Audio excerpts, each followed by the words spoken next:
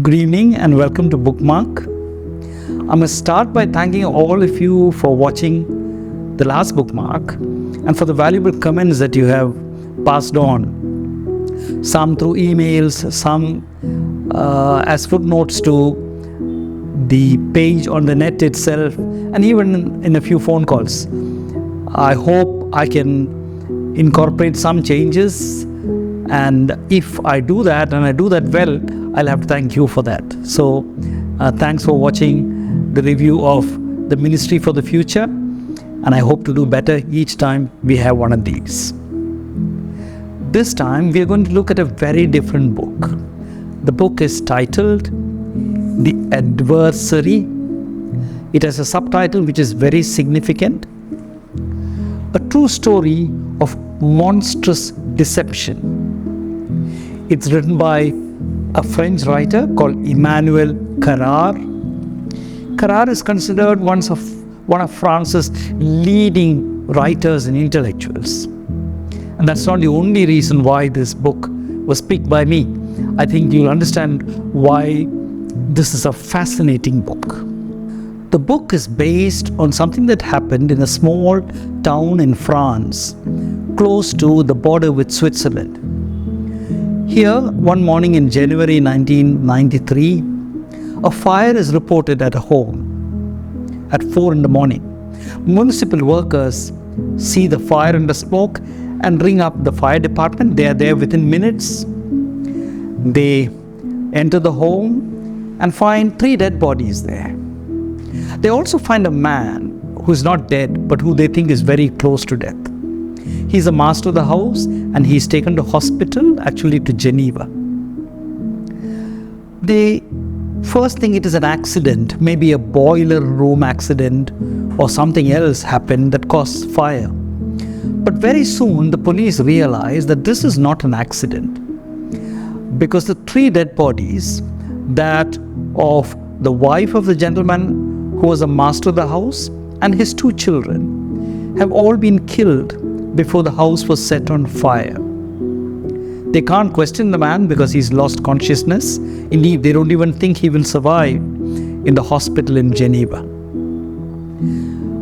But the police begin looking into this, and soon they discover something else that is shocking. 50 miles away, where the gentleman's parents live, there has been another crime.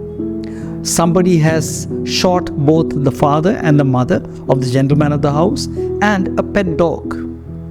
Who is this gentleman? His name is Jean-Claude Ramon. He is a doctor, and he is said to be a researcher, not a practitioner, working for WHO in Geneva.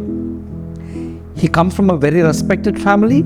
Indeed, in this town, he is considered a model citizen. Everybody thought well of him and his family. A few days later, when he recovers consciousness, the police begin to question him. Initially, he tells them that a burglar or somebody else had entered the home wearing a mask, had killed his wife and children, and then set fire to the house after attempting to kill him. But under persistent questioning, he changes his story. Indeed, a few days later, he confesses to being the murderer. So here we have a book about a man who shot his children aged 5 and 7 and bludgeoned his wife to death, and then visited his parents and one after the other shot both of them and then their dog. It shocks France.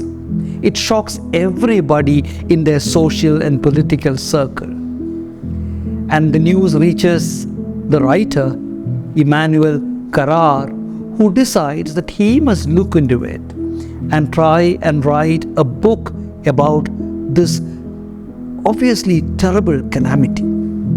So, while the police are investigating, Emmanuel Carrère is also doing his own investigation. He's trying to find out what happened. But he tells us right from the beginning, I was not like a press reporter trying to follow the trial and the investigation to find out what had happened.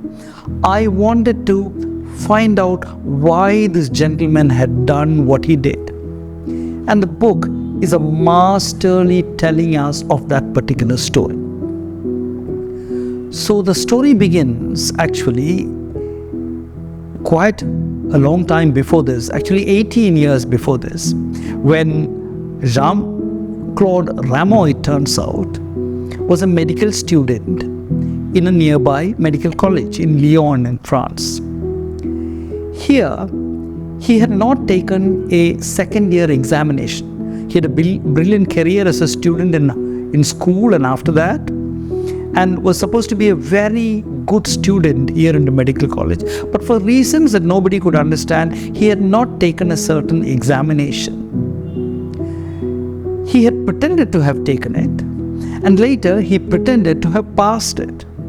Nobody found out the truth. For 12 years, this gentleman continued with that deception, pretending to be a medical student who was taking a course. Even his classmates did not suspect him because he was around them all the time, attending some of the lectures, working in the library, sometimes actually handing them lecture notes, which were very useful because they were meticulously done. But he never took a degree. After his medical education was over, medical education is what his friends thought he had, he pretended to have got a job in WHO's main office in Geneva. He got married to a lady who had been a former classmate. She had also taken the same course, but finding it difficult to finish her medical course, she had moved to one side and done a course in pharmacology, and she was a pharmacologist. She had begun working. They had fallen in love when they were medical students. He proposed to her, she accepted, and they set up life here in this French village, not very far from Geneva, from where every morning Jean-Claude Rameau would drive off to work to WHO. In reality, he did not work for WHO. He would go to the WHO office, spend time in places where the public was allowed to enter, collect a lot of publicity material, spend some time reading in the library, and go away. On some days, he just drove around. He didn't even enter the WHO office, all the while pretending that he was a serious researcher in WHO. He would very cleverly drop names. For example, the names of one or two doctors who were famous throughout France, one as an oncologist and the other as one of the founders of the famous Medicine Without Frontiers, Doctors Without Borders. He claimed to know these people. He claimed to be involved in cutting-edge research in cardiology. He spoke about friends who were working on cancer and so on. He would sometimes say that he was flying off for a conference to some place like Tokyo or Moscow or Rome or some other city. He would come back after several days with gifts for his wife and later his children. Nobody realized that he was living a lie. If you don't have a job but pretend to have one, what about your salary? Well, Rameau was very clever when it came to that too. He would hint to people in his social circle that as a doctor working for WHO, he had access to banks in Switzerland where under some special scheme he could actually deposit money and get fabulous returns, as much as 18% a year. There was one condition though. It had to be something like a fixed deposit, and they could not ask for the money for another 10 or sometimes, a longer period, 10 years or longer. People actually believed him, they trusted him. Indeed, one of the great things about Rameau is that how trustworthy he was, how ordinary, at the same time wonderful he appeared to be. Very concerned with everybody, willing to help anybody. He was extremely popular.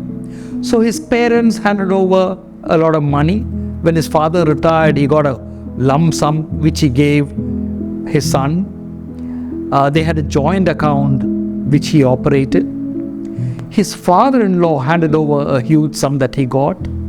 And there were other relatives, like an uncle and so on, who gave huge sums that he could invest. He did not invest this money, he spent it. Initially, he didn't spend too much money. He was very frugal. And some people thought that that was part of his eccentricity. He was frugal because he believed that one should not spend too much money. But there came a time when all these lies, it looked, were going to be exposed. One of his relatives had started asking him for some of the money he had given him because he wanted to buy an expensive car. A girlfriend he had in Paris was asking for money which she had given him. Remember, a total of 2.5 million francs had been taken by Rameau from various people. There were other things that made people begin to suspect him, or he thought that a discovery would be made by somebody soon, particularly his wife, who had always been trusting. There was a minor problem with a PTA in which he was a member, and a lie that he said in the school was reported to his wife, and she couldn't initially comprehend it. Later she was horrified, and when it was clear that the lies would be exposed, he killed these people. He was arrested, he was tried, and from then on, Rameau is in a sense accompanied by Karar, who writes to him, writes to his lawyer, later meets him and talks to him and follows the trial. And indeed follows him not only during the trial, but later when he goes to prison. Crime and human deception are fascinating topics, and there are lots of books about these.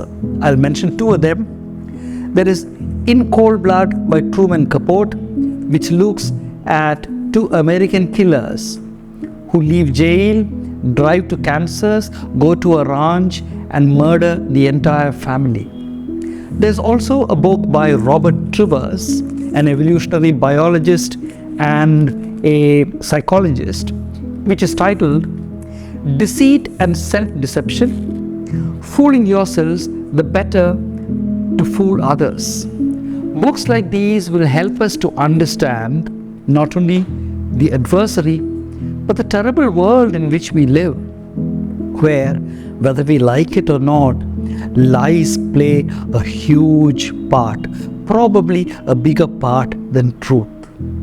The Adversary is a fascinating book, but it's a deeply disturbing book. All of us are familiar with people who tell lies. Indeed, I think some of our news stories themselves here are about edifices of lies which people build, sometimes built so elaborately they are like works of art. We know, for example, about the lady near Calicut, near Kozhikode, who pretended to be working at the National Institute of Engineering, but in reality spent her time at a beauty parlor or some parlor nearby. Meanwhile, thinking very creatively about which of her relatives she could give, poison to. All of us know things like this. What Karar does is something very fascinating. He looks at this from various perspectives. The perspective of the psychologist, the psychiatrist, the writer, an ordinary person, a believer. He even says he tries to be a non-believer in this. And from all these perspectives, he asks various questions. He never gives us any answers, but very often he hints at very certain answers. They're all disturbing because, there's no nice, settled way of looking at this. Why did a man do what he did? Kill his own parents and his own children and wife. He was still alive, remember? And he had by now developed a relationship with the writer, which is also deeply disturbing for me. I'll tell you why. If you follow the book, if you follow Karar's argument, he seems to be hinting, and that's one thing that he does. He hints and suggests more than he states. He seems to hint that there's a kind of higher morality involved here, that Jean-Claude Rameau was a kind of a sinner come sufferer, and that you can't judge him using the ordinary bourgeois middle class morality that you and I might have. Indeed, we get the feeling throughout the book, right from the beginning, that you mustn't judge him as an ordinary person, that there's some higher morality involved, and he seems to suggest that only God can judge him. If you say that only God can judge him, that's one way of saying that human institutions or human beings shouldn't judge him. So this is problematic for me, because it seems to suggest that there's something that justifies his action, that he is a kind of a saintly hero and not just a banal or sordid criminal. Now, this is problematic for me because it suggests that you can be immoral and then claim that you are led by some higher principles of morality. But at the same time, I must confess that it's a fascinating book, because the book throws up so many questions that are all intriguing and fascinating and take us along various intellectual and emotional directions without exactly telling us where the truth lies. Indeed, I don't think that it's easy to spot the truth inside this web of lies. But what disturbs me most is Karar's own attitude. By suggesting that there is a higher morality behind all this, I think he's suggesting that the kind of lying that Jean-Claude Rameau did was a form of art, and that artists can be permitted not to follow ordinary morality. There's some kind of higher moral order that they follow, and that ordinary citizens like you and I shouldn't be doing it. But I would strongly recommend that you read the book and think about it. Indeed, I think you should read it more than once. With your indulgence, I would put it like this. I suggest that you make love to the book many times, read it several times. But when you do so, make sure that you wear a condom. Not just the kind of patriotic condoms that Indians were supposed to use, one made of khadir. No, a top-class, world-class condom, preferably one manufactured at Hindustan Latex. I'm using the word make love and wear a condom and even Hindustan Latex as a kind of metaphor. I hope you will understand what I mean by that. Because if you don't do that, you might let yourself in and fall into a trap. The book is a very seductive book, and we might ourselves be seduced into thinking that the kind of narcissism and the kind of self-admiration and the kind of self-indulgence that you can see both in the hero of the book, that is this gentleman Rameau, and in the writer Karar, is extremely dangerous. Towards the end of the book, you find that when the trial goes on and when he is jailed, he is actually hero worshipped by some people. Who are they? They're members of a small church group in France. Some of them take the trouble of visiting him in prison every week. In prison, he turns out to be a model prisoner. Remember, he was a model father and a model student and a model researcher before that. Now he's a model prisoner. Indeed, the authorities in the prison rely on him to take care of people who are coming to the prison, jail for violent crimes for the first time. He ensures that they adapt to the situation very, very well. So in that sense, there is something that tells us that he is still playing a role. Initially, he played the role of a good student and a good father and a good researcher, and now he seems to be playing the role of a saint in prison, somebody who is suffering for other people's sake. And that is why I said that there is something dangerous at the heart of the book.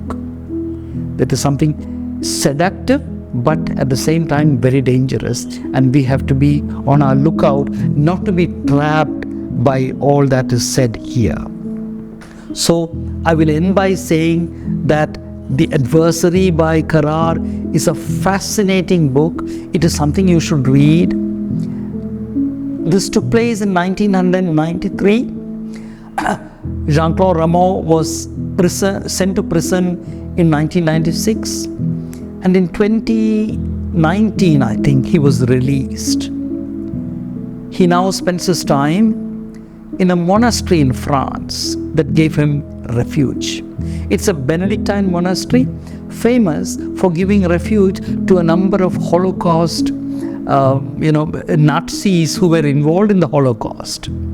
He was told that he should never speak to the press and that he should always wear a electronic sensor that would tell the authorities where he was.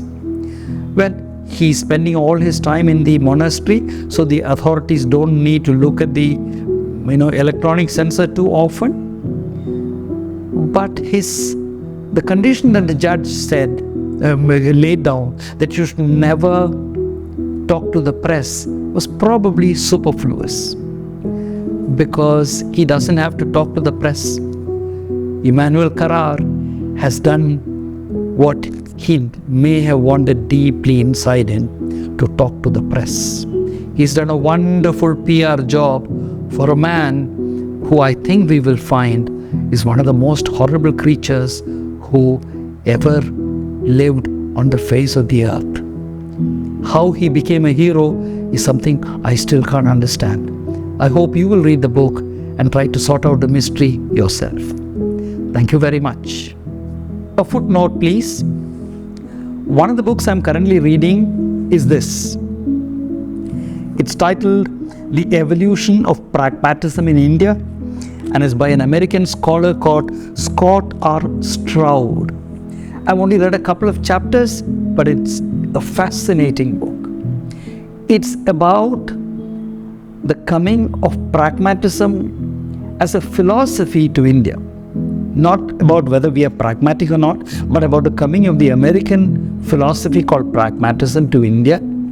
And I'm waiting to read the rest of it because I want to find out if India is the place where pragmatism comes to be killed or to die, as some people might put it.